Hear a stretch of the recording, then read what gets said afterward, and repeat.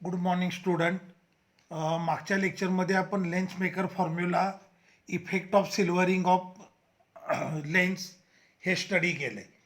Convex लेन्सला silver केलं की तो कॉन्केव्ह मिरर बनतो आणि कॉन्केव्ह लेन्सला सिल्वरिंग केलं की तो कॉन्व्हेक्स मिरर बनतो.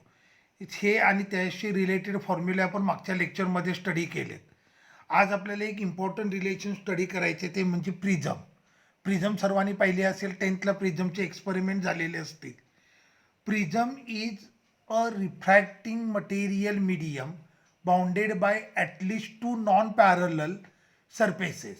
ओके, प्रिझमची definition: prism is a refracting material medium bounded by at least two non parallel surfaces. हे बघा, प्रिझम अशी असते.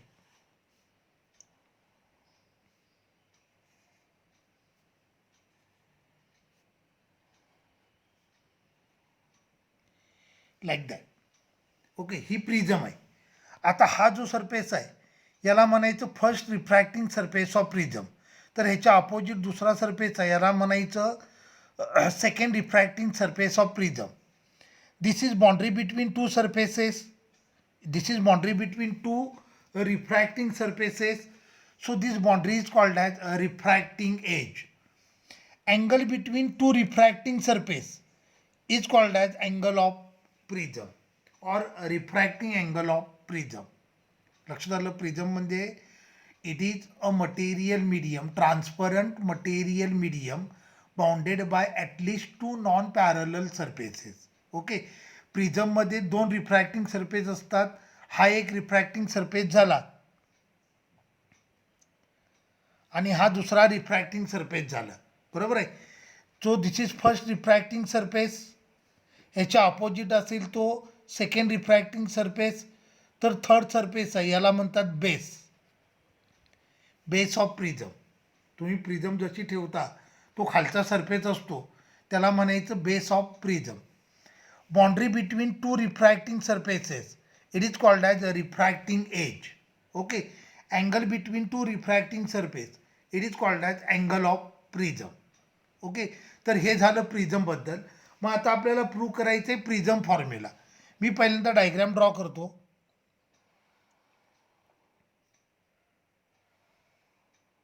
दिस is principal section of prism.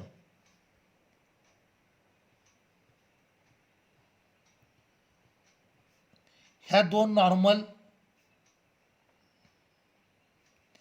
This is incident रे.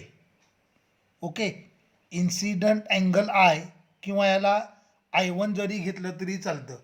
काही JEE नीटच्या बुकमध्ये अँगल ऑफ इन्सिडन्स ह्याला I1 घेतलं आहे. हा रे असा ट्रॅव्हल झाला, हा झाला अँगल ऑफ रिफ्रॅक्शन R1, हा झाला अँगल ऑफ रिफ्रॅक्शन R2 आणि रे इथे इमर्ज झाला प्रिझमच्या बाहेर. सो याला काही बुकमध्ये I2 घेतलं आहे, काही बुकमध्ये E घेतलं आहे. रे इमर्ज होतं आहे म्हणून angle between emergent ray and normal याला अँगल ऑफ इमर्जन्स म्हटलं आहे. काही JEE नीटचे बुक आहेत त्याच्यामध्ये I1 I2 यूज केलं आहे. काही नीटचे बुक आहेत त्याच्यामध्ये I आणि E यूज केलं आहे. आय म्हणजे अँगल ऑफ इन्सिडन्स, ई म्हणजे अँगल ऑफ इमर्जन्स. तुम्हाला तसं नको असेल तर पहिला अँगल I1 घ्या, दुसरा अँगल I2 घ्या. This is original direction of light. Angle between emergent ray and original direction of light, it is angle of deviation. So for first refraction, angle of deviation is delta 1. For second refraction, angle of incidence is delta 2. This is angle of prism.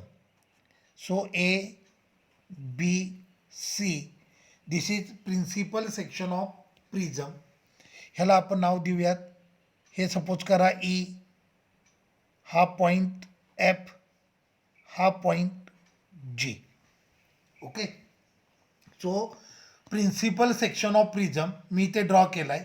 Angle of incidence I किंवा I1 घ्यायचा, angle of emergent E किंवा I2 घ्यायचं. For incident ray angle of deviation is delta 1. For emergent ray, angle of deviation is delta. Okay. Angle of refraction R1 आणि R2. मग आता बघा, from diagram I is equal to delta 1 plus R1. बरोबर आहे. I is equal to delta 1 plus I1. Therefore delta 1 is equal to आलं I minus R1. Equation number 1. Angle of emergence E is equal to R2 plus delta 2. Therefore delta 2 is equal to E minus R2. आता हा जो triangle बनलाय, triangle HEF, त्याचा exterior angle delta आहे. मग from figure delta is equal to delta 1 plus delta 2. मग delta 1 plus delta 2, मग आपल्याकडे डेल्टा 1ची व्हॅल्यू आहे, डेल्टा 2ची पण व्हॅल्यू आहे. Therefore delta is equal to delta 1 आलं I1 minus R1, I minus R1, आणि डेल्टा 2 आलं E minus R2 plus E minus R2. So delta is equal to हे आलं I plus E minus common घेतो, ब्रॅकेटमध्ये आलं R1 plus R2. हा angle of deviation. Angle of deviation आला I plus E minus R1 plus R2. Okay. आता हा cyclic quadrilateral घेतो AEGF. In cyclic quadrilateral AEGF angle EAF, बरोबर आहे, angle EAF plus angle AEG plus angle EGF plus angle GFA is equal to 360 degree. बरोबर आहे. त्यातलं angle EAF म्हणजे angle of prism A, हे झालं अँगल ए, किंवा याला सिम्पली ए म्हटलं तरी चालतं. आता AEG हा 90 डिग्री आहे, बरोबर आहे, आणि AFG हा पण 90 डिग्री आहे. So plus 90 degree plus angle EGF plus angle GFA हे 90 डिग्री आहे, प्लस अँगल GFA हा 90 डिग्री आहे, इज इक्वल टू 360 डिग्री. मग मला मिळालं A plus angle EGF is equal to 180 degree. Equation number 4. बरोबर आहे. अँगल EAF ह्याला मी इनपुट केलं अँगल ऑफ प्रिझम, तो अँगल ऑफ प्रिझम आहे. सो हे झालं ए. अँगल AEG हा 90 डिग्री आहे, सो त्याला 90 डिग्री पुट केलं. अँगल AFG हा 90 डिग्री आहे, त्याला 90 डिग्री पुट केलं, तर मला मिळालं angle A plus angle EGF is equal to 180 degree. आता हा ट्रायंगल घेऊयात. Triangle EGF, in triangle EGF R1 plus angle EGF plus R2 is equal to 180 degree. बरोबर आहे. हा ट्रायंगल घेतला, हा ट्रायंगल, ह्या ट्रायंगलमधला एक अँगल आहे R1, दुसरा अँगल आहे R2, आणि तिसरा अँगल आहे EGF. मग R1 plus EGF plus R2 is equal to 180 degree. मग इक्वेशन 4 आणि 5ला कम्पेअर केलं तर आपल्याला मिळालं angle A is equal to R1 plus R2. Angle A is equal to R1 plus R2. मग इक्वेशन 3 मध्ये व्हॅल्यू पुट करतो. So equation 3 will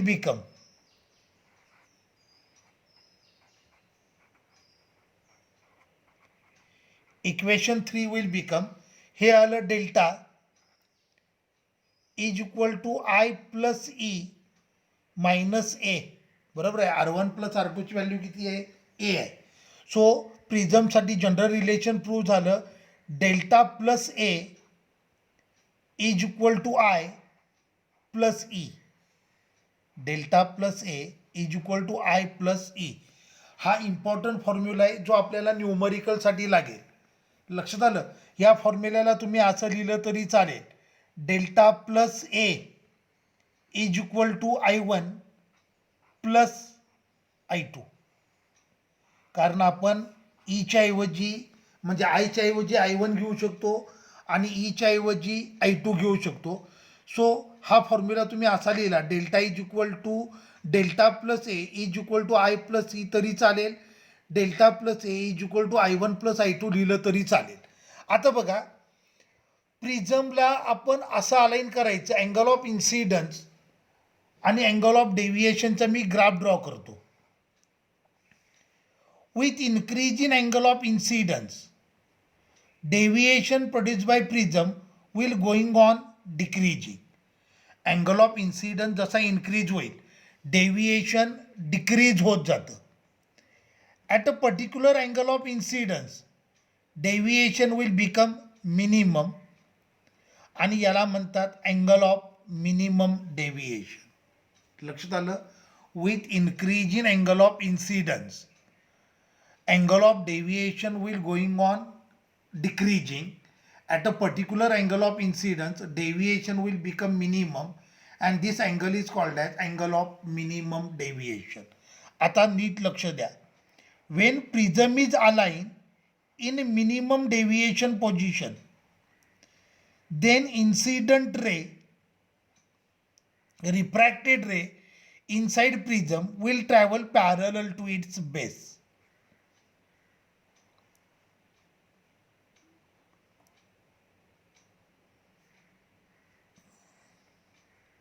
When prism is aligned in minimum deviation position, then refracted ray inside prism will travel parallel to its base. So in minimum deviation position R1 is equal to R2, हे दोन angle same असणार. R1 is equal to R2, त्याला आपण R म्हणूया. Okay. Angle I is equal to E or angle I1 is equal to angle I2. आता एक लक्षात ठेवायचं, जर ग्लास स्लॅब असेल, ग्लास स्लॅबच्या कोणत्याही पोझिशनला I is always equal to E असतं. ग्लास स्लॅबची कोणतीही पोझिशन असेल तर angle of incidence is always equal to angle of emergent असतो. प्रिझमला मात्र तसं नसतं. प्रिझमच्या केसमध्ये angle of incidence is not equal to angle of emergence until prism is set in minimum deviation position. जर प्रिझम मिनिमम डेव्हिएशन पोझिशनला set असेल तरच angle I is equal to काय येतो? अँगल E येतो. मी काय म्हटलं लक्षात आलं? प्रिझम ग्लास स्लॅब असेल, ग्लास स्लॅबच्या कोणत्याही पोझिशनसाठी angle of incidence is always equal to angle of emergence असतो. तसं प्रिझममध्ये नसतं. प्रिझमच्या केसमध्ये प्रिझम जर मिनिमम डेव्हिएशन पोझिशनला असेल तरच I is equal to E असतं. Otherwise I is not equal to E. कळलं? किंवा I is equal to E म्हणायच्या ऐवजी तुम्ही I1 is equal to I2 म्हटलं तरी चालेल.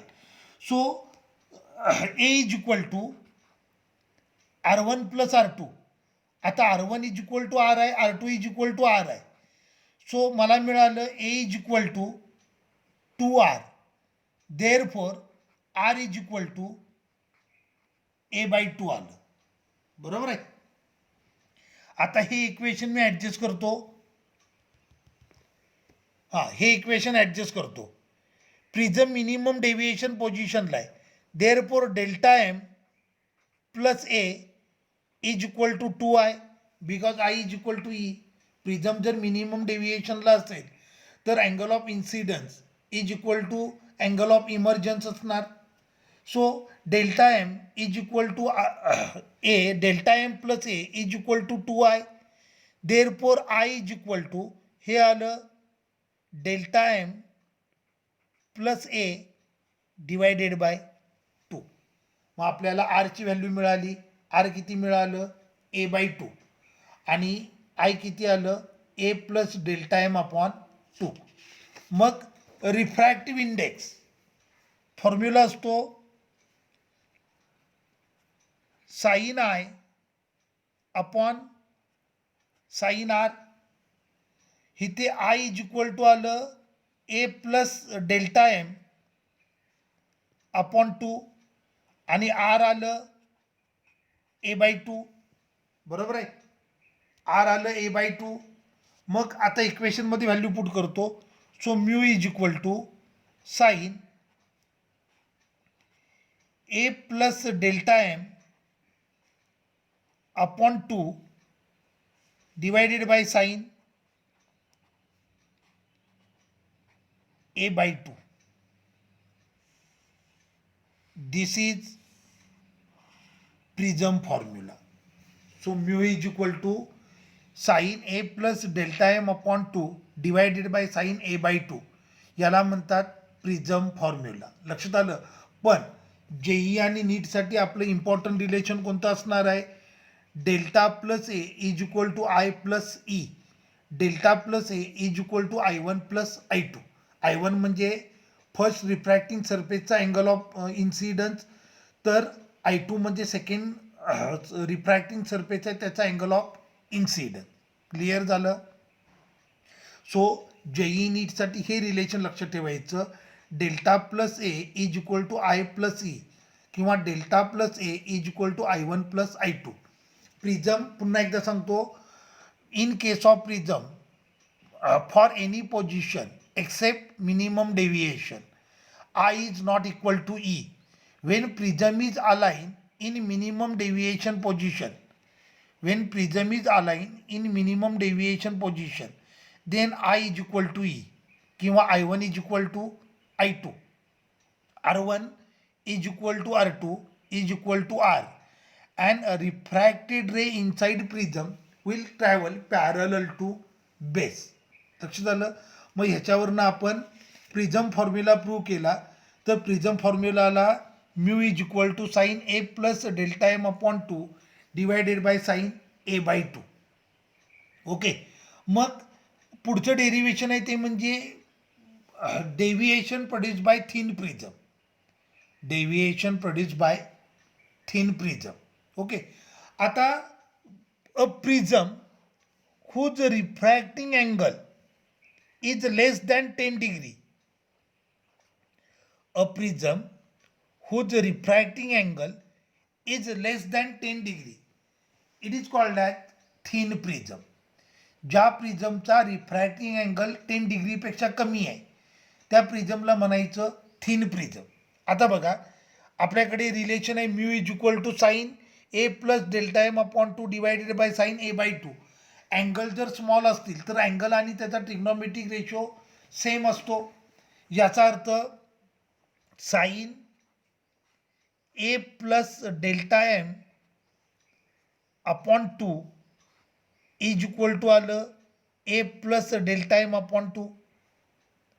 अँगल जर स्मॉल असेल तर अँगल आणि त्याचा ट्रिग्नोमेट्रिक रेशो सेम असतो. मग थिन प्रिझमचा angle of refracting angle of prism किंवा refracting angle of prism small आहे. त्यामुळं sine A plus delta M upon 2 त्याच्याऐवजी तुम्ही काय लिहाल?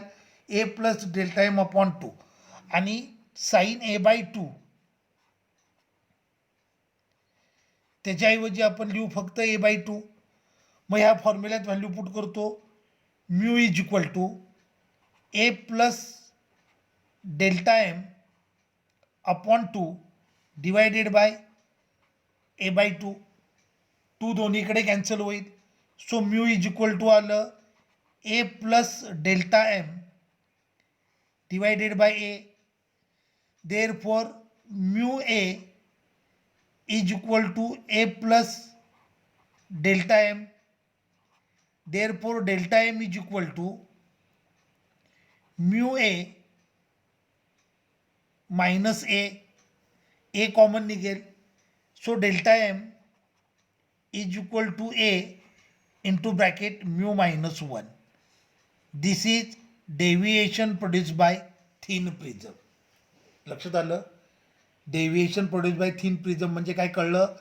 So a prism whose refracting angle is less than 10 degree is called as thin prism.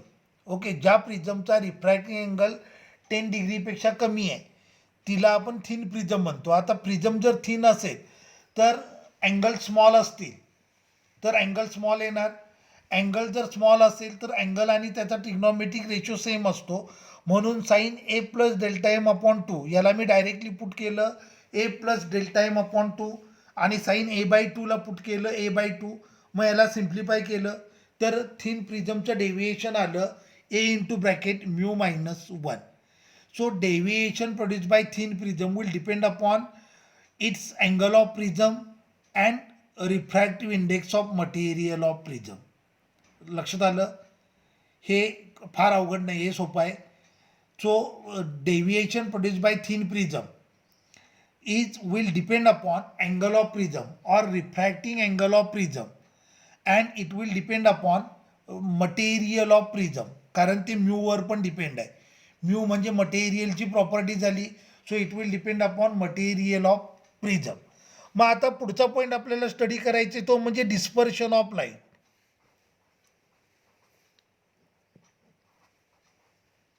Dispersion हे 10thला तुम्ही study केलं असेल. डिस्पर्शन म्हणजे काय बघा.